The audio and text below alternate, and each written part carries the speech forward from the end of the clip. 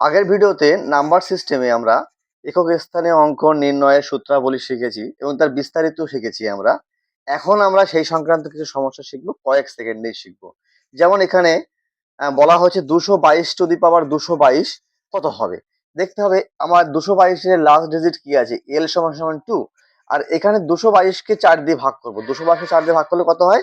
4 5 20, 21 22, 4 5 20, 21 22। অর্থাৎ এখানে রিমাইন্ডার থাকবে আর ইজ ইকুয়াল টু 2 হবে। অর্থাৎ L two the power R, অর্থাৎ 2 to the power R is equal to 4।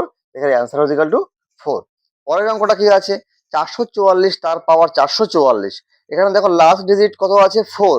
444-এর পাওয়ার কত? 444। মানে এই 444 এই সংখ্যাটা টোটালি 4 দ্বারা বিভাজ্য। 4 দ্বারা যারা বিভাজ্য হয়, আমরা আগে সূত্রটা আমরা দেখে নিয়েছি যে 4 দ্বারা বিভাজ্য হলে তার একক স্থানীয় অঙ্কটি উত্তর হবে কত? 6। এটা উত্তর হবে 6।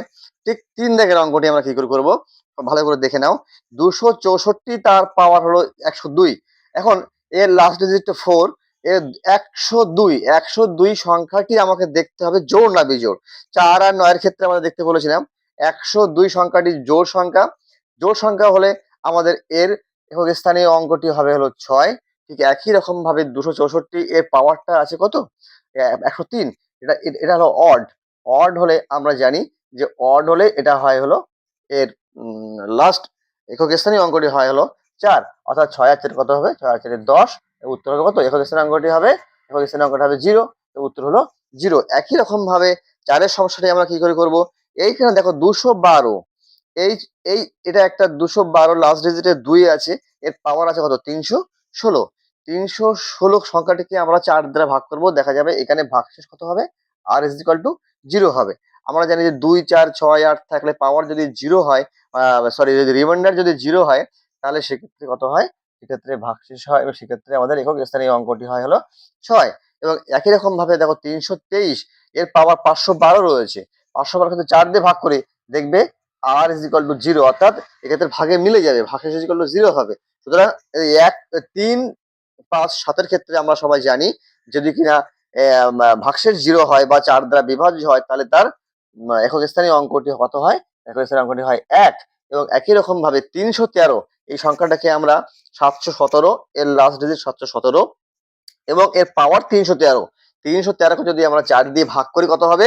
4 7 28 আর 3 31, 33 কত হবে? 4 8 32 আর 1 33। তার মানে এখানে আর ইজ ইকুয়াল টু কত হবে? আর ইজ ইকুয়াল টু 1 আর এটা ইজ ইকুয়াল টু এল। তাহলে এল টু দি পাওয়ার আর, তার মানে ইজ ইকুয়াল টু কত হবে? 7 টু দি পাওয়ার 1, তার মানে 7। আর 6 7 কত হবে? 42।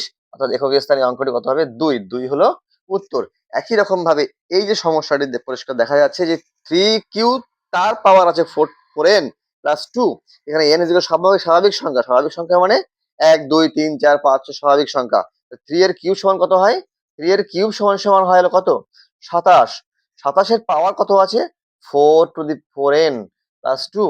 4n দেখো একক স্থানীয় অঙ্কটি এর লাস্ট ডিজিট 7 এবং এর 4n একটা হলো জোড় সংখ্যা এবং যা 4 এর গুণিতক, সেজন্য এটা 4 দ্বারা বিভাজ্য, যার ফলে এর আর ইজ ইকুয়াল টু কত বেরোবে? আর আর ইজ ইকুয়াল টু বেরোবে 0।